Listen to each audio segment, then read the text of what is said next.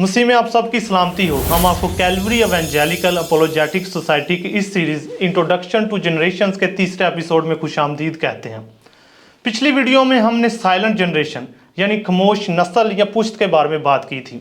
एक ऐसी नस्ल जिसने मुश्किल हालात में सब्र, कुर्बानी और खामोश वफादारी के साथ कलीसिया और मुआशरे की बुनियादों को मजबूत किया।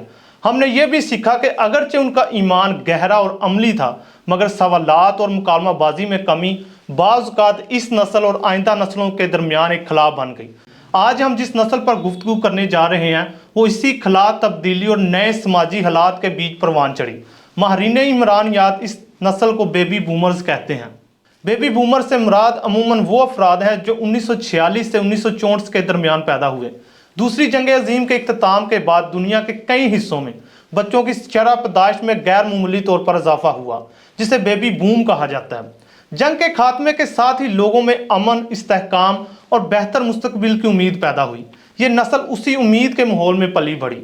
ये वो लोग थे जिन्होंने अपने वालदैन की कुर्बानियों के समरात भी देखे और एक नई दुनिया की तश्कील में फाल किरदार भी अदा किया। तरीक़ी एतबार से बेबी बूमर्स एक नहायत मुतहरक दौर में पैदा हुए। अगरचे उन्होंने जंग की तबाहकारी को बराह रास्त नहीं देखा, मगर सर्द जंग, वियतनाम जंग, एटमी खौफ, शहरी हकूक़ की तहरीकें, नौआबादियाती निज़ाम के खात्मे जैसे बड़े वाक़यात उनके शऊर का हिस्सा बने। ये वो दौर था जब नौजवान नस्ल ने सवाल उठाना सीखा, इख्तियार को चैलेंज किया, समाजी नाइंसाफ़ी के खिलाफ आवाज़ उठाई। इन हालात ने बेबी बूमर्स को एक ऐसी नस्ल बना दिया जो कबूल करने की बजाय तब्दीली की ख्वाहां थी। इस नस्ल की अमूमी खसूसियात में खुद एतमादी और मकसद के लिए जिद्दोजहद था। चूँकि बेबी बूमर्स तादाद में बहुत ज़्यादा थे, इसलिए उनकी इज्तिमाई आवाज़ ज़बरदस्त थी। उन्होंने ये महसूस किया कि अगर वो बोलेंगे तो बात सुनी जाएगी, अगर वो मुनज़्ज़म होंगे तो तब्दीली ला सकते हैं।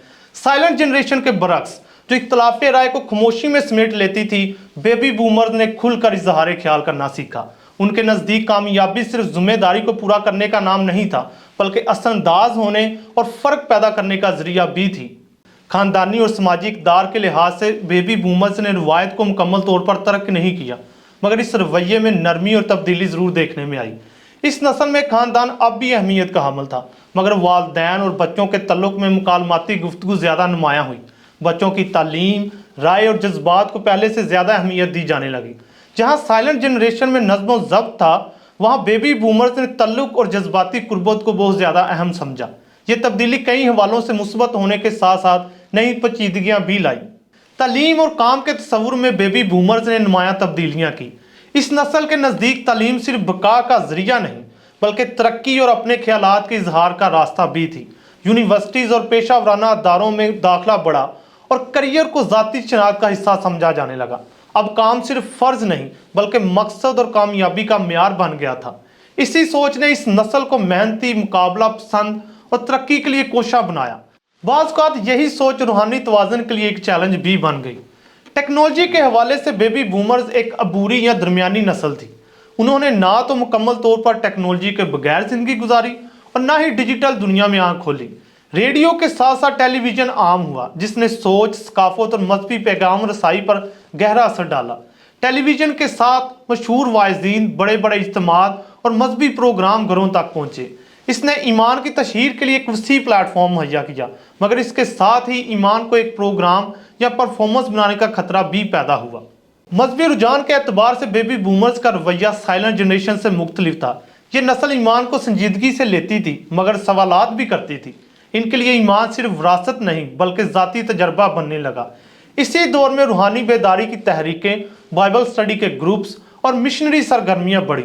बहुत से बेबी बूमर्स ने कलीसिया में क़यादत संभाली और ईमान को मुआशरे पर असरअंदाज करने की कोशिश की।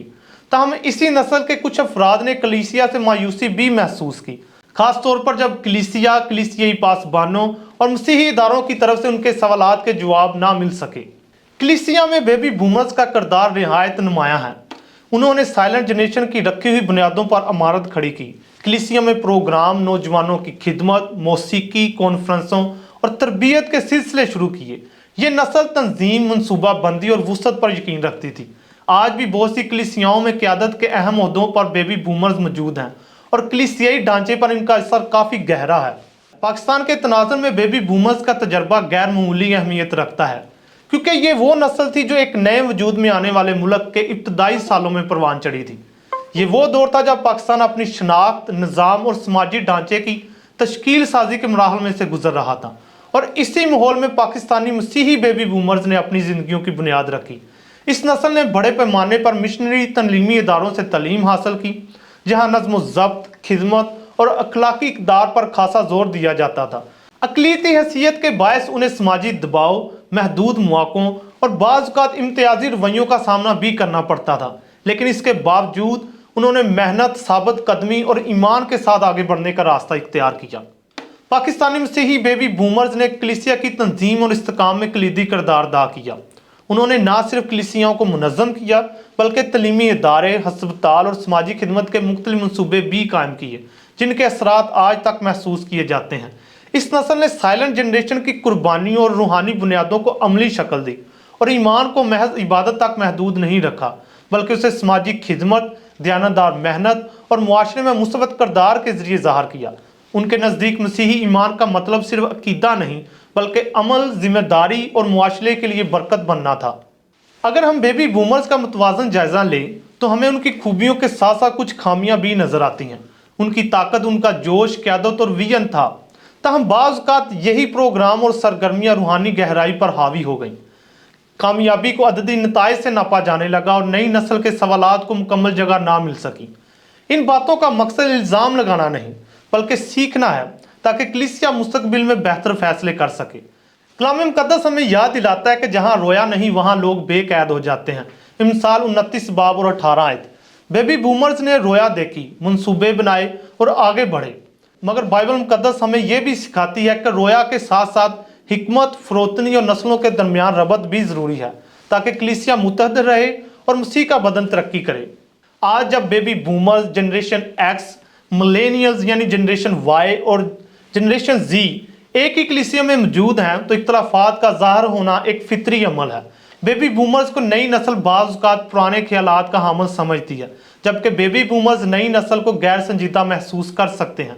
इन फ़र्कों को समझे बगैर हम एक दूसरे को गलत ख्याल करते रहेंगे, और यही वो मकाम है जहाँ पहला तवारीख 12 बाब और 32 आयत का असूल एक बार फिर हमारे सामने आता है कि ज़मानों को समझना और ये जानना कि खुदा के लोगों को क्या करना चाहिए। आखिर में बेबी बूमर हमें ये सिखाते हैं कि ईमान को जिंदा, मुतहरक और बाअसर होना चाहिए। साथ ही वो हमें यह भी याद दहानी कराते हैं कि हर नस्ल को सुनना, समझना और साथ लेकर चलना कितना ज़रूरी है। अगर मौजूदा कलीसिया वाकई अगली नस्लों तक ईमान को मुंतकिल करना चाहती है, तो उसे बेबी बूमर के जोश, क़यादत से सीखते हुए उनकी कमियों और हदूद से भी सबक सीखना होगा। अगली वीडियो में हम जनरेशन एक्स पर बात करेंगे और देखेंगे कि मायूसी, खुद मुख्तारी और बदलते हुए समाजी हालात ने ईमान और कलीसिया के साथ उनके तल्लुक़ को कैसे मुतासर किया। उम्मीद है कि हमारी ये वीडियो आपके लिए मुफीद साबित होगी। वीडियो को लाइक करें, चैनल को सब्सक्राइब करें और कमेंट बॉक्स में अपनी कीमती राय से हमें ज़रूर आगाह करें। शुक्रिया।